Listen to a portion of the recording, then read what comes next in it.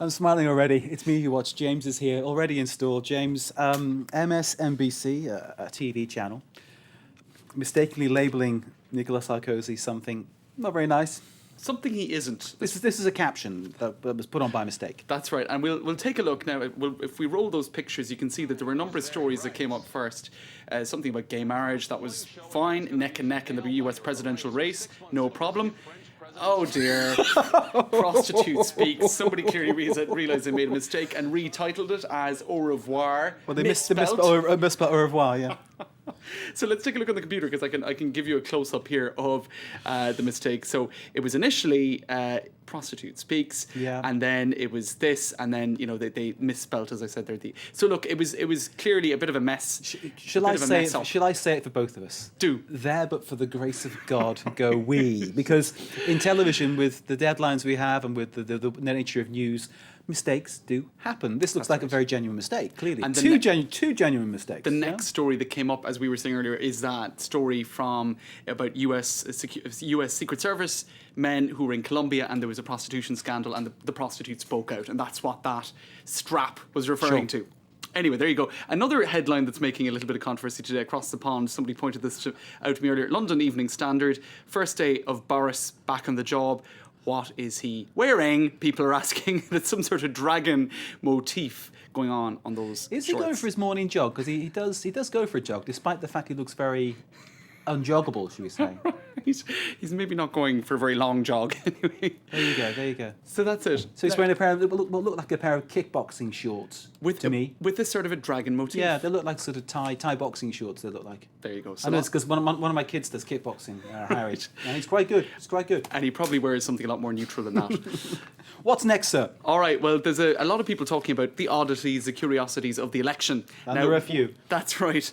Now, for example, the town of Canteleu. Now, here we have a little photo of it. It's a sleepy little borough in the north of France. There it is. Okay. Canteleu, there you go. Now, 100% of the people in Canteleu voted for Nicolas Sarkozy. 100%. So they were saying, Neuilly-sur-Seine, where Nicolas Sarkozy was mayor. Paris, yeah, they were thinking, well, maybe surely that would have been the place that voted, came out top for Nicolas Sarkozy. But actually, it was something like 87% voted from there. Mm-hmm. But the thing with Canteleu, the thing I'm not telling you is only 12 people voted there. So...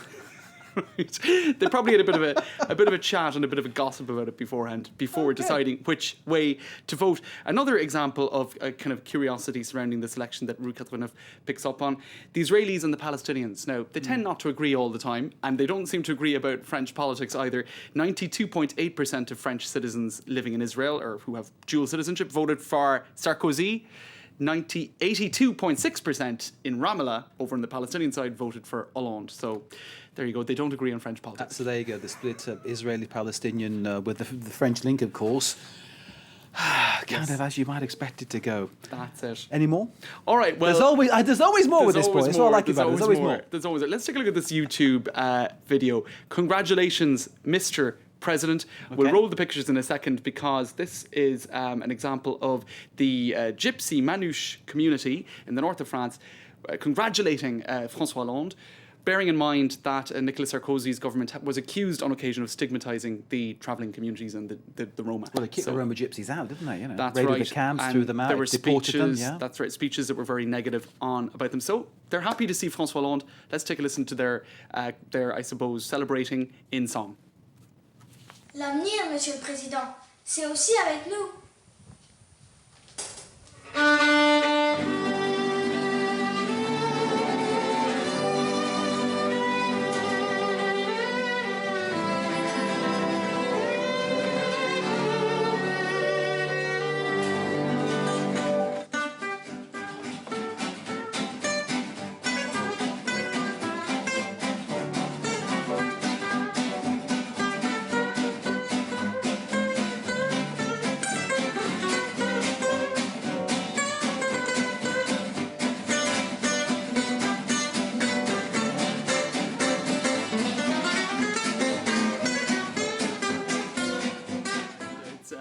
The Marseillaise in a very, I suppose, dancey sort of version. Well, it's nice, and if that kind of vibrancy was translated into the next 5 years, what a great 5 years it would be, Absolutely. Bravo to them. Well done to the Manouche community there. That's it.